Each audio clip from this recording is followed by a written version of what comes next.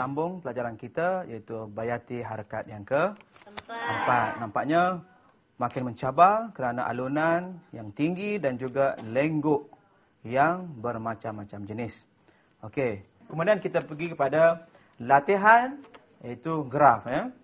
Okey, bersama ni kita bawa lagu bayati harakat 4 juga, cuma ayat yang berlainan. Okey, Ustaz mahu adik-adik buat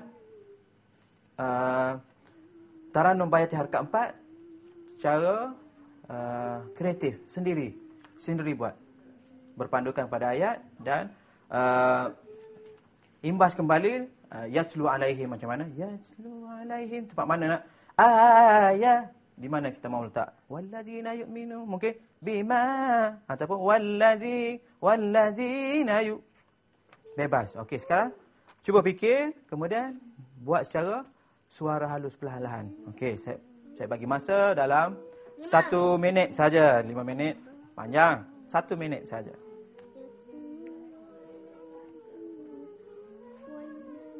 Okey, siapa dah ready boleh angkat tangan.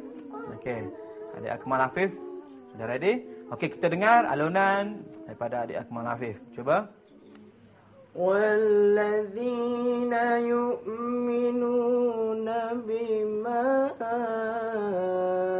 أُنزِلَ إِلَيْكَ وَمَا أُنزِلَ مِن قَبْلِكَ. Okey, bagus. 85.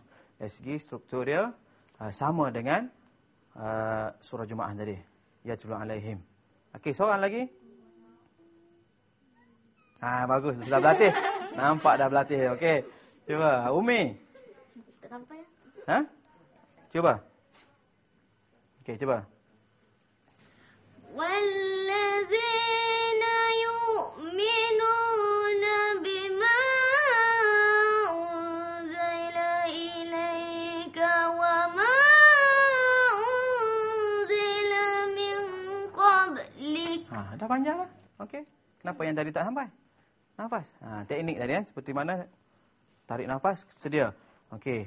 Dengar Ustaz alunkan harakat keempat. Walladzina yu'minuna bima. Naik tak ma? Naik ma. Unzila. Semua tak buat suara garau tadi Unzila. Nazala, apa maksud nazala? Nazala bahasa Arab maksud apa? Nazala. Turun. Bila turun, suara pun turun. Unzila ilaika wa ma unzila min, turun balik, min qablik. Okay, ready? Sudah ke depan. Okay. 1, 2, mula, tarik. وَالَّذِينَ يُؤْمِنُونَ بِمَا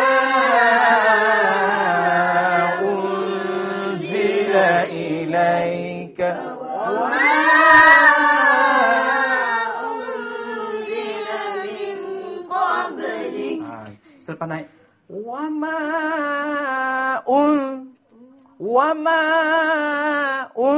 turun sedikit saja. Kita nak landing Wama, kau terbang. Ma unzila min qablik. Satu persatu, bukannya wama unzu, turun. Hancurlah kau terbang kan. Kecuali helikopter saja boleh buat macam tu. Kemudian bima. Bima. Naik dah betul, cuma turun tak ada tangga. Bima. Nantilah. Tunggu. Awak dengar saya buat. Tunggu. Bima. Ada berapa? Ada 4. Bima. 4 tangga. Cuba 1, 2, mula. Bima. Okey. Belum Okey, sekali lagi. Last kita buat dengan tangga. Panggil salalim. Nuzul yang betul. 1, 2, mula. وَالَّذِينَ يُؤْمِنُونَ بِمَا